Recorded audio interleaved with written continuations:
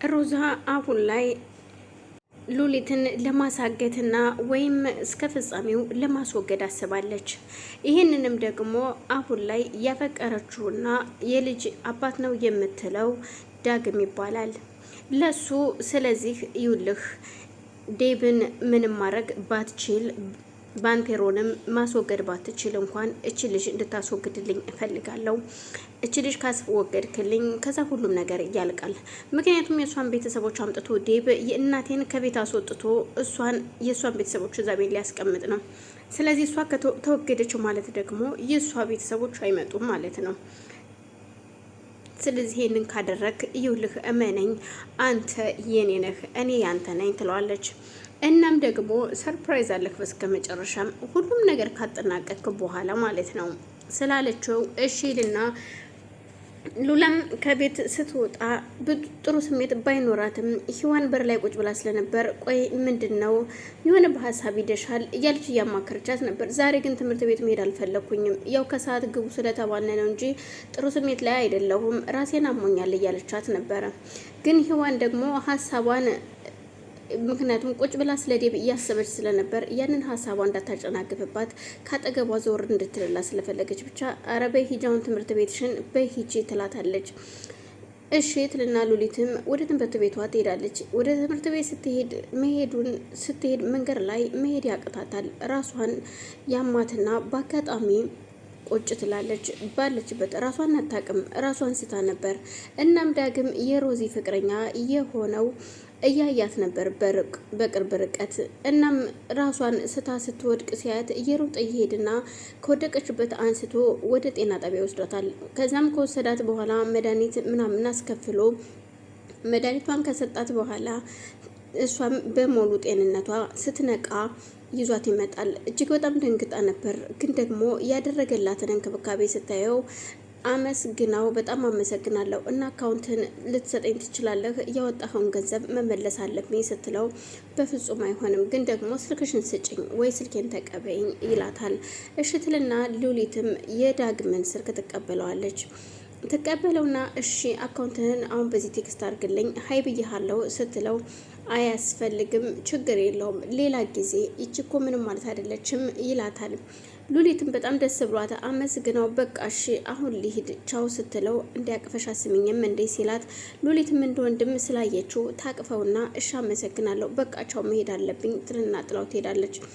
ዳግምም እጅግ በጣም ተደንቆ ምን አይነት ንጹህ ልብ ነች በእውነት በጣም የምትገርም ልጅ፣ ግን ምን ዋጋ አለው እኛ ልብሽን አሁን እንሰብረዋለን በማለት ብቻውን ያወራል። በወደ ቤት ስትሄድ ምንም ሰው አልነበረም እና ራሷን ይዛ ነበር ወደ ቤት የገባችው። ስትገባ በአጋጣሚ ሳሎን ላይ ዴብን ታገኘዋለች። ምን ሆነች ነው ሲላት አይ ራሴን አሞኝ ነው ስትለው እኮ ምን ደግሞ ያሹስ ምንድን ነው ይላታል። አይ በአጋጣሚ ወድቄ ነበረና የሆነ ሰው ይዞኝ ሄዶ ራሴን ያወቁት ጤና ጣቢያ ነው ስትለው ይደነግጣል። እና ተዳዩ መድኃኒት አዞልኛል በሺ ያሹን አስቀምጭ ነው ወደ ሌላ ሆስፒታል እንዲደና ሐኪም ቤት ሲላት አይ አሁን ደህና ነኝ ታክም ያለው በጣም ሰላም ነኝ ወንድሜ ምንም አታስብ ትለዋለች።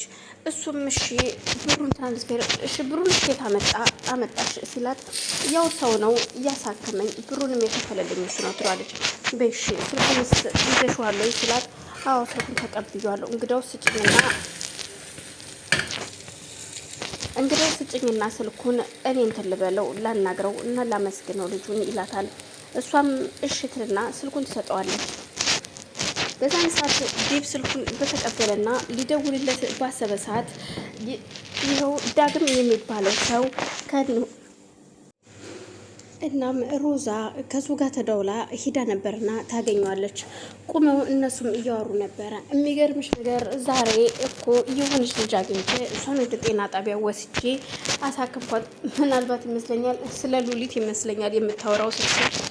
አዎ አልተሳሳትሽም ስለ ሉሊት ነው ይላታል። እኮ ምንድን ነው እና በዛ ነው መቅሰፍት ታዲያ ወደማይመለሰው ዓለም እንደመሸኘት እንዴት ነው ወስደህ የምታድናት እንዳትድን መጣር ሲኖርብህ ስትለው አይ ችግር የለውም ሰዎችን ያው እንደዚህ ወድቆ ሲያነሱ አንዴ እንደዚህ ስታግዥ ታማኝ ነው ትባያለሽ፣ ያለበለዚያ ግን ጥሩ አይመጣም፣ ጥርጣሬው እኛ ላይ ያድራል፣ ስለዚህ ግድ የለሽም ይላታል። አዎ ግን ቆይ ምን እያሰብሽ ነው?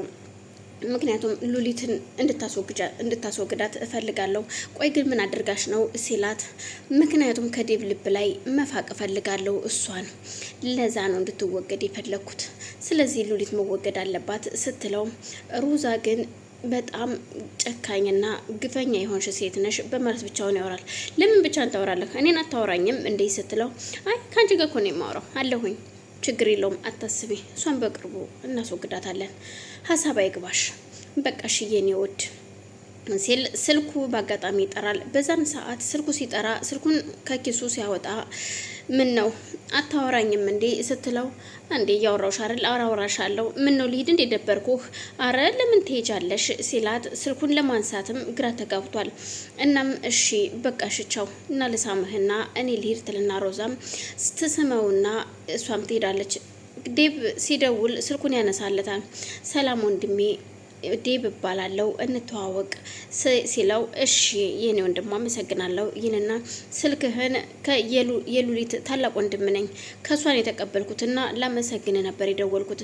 አመሰግናለሁ ወንድሜ ሲለው፣ አረ ምንም ችግር የለውም ያው እህትና እናት ስላለኝ ያው እነሱን አንተም ብትሆን የምታደርገው ነገር ነው ለዛ ነው ይለዋል።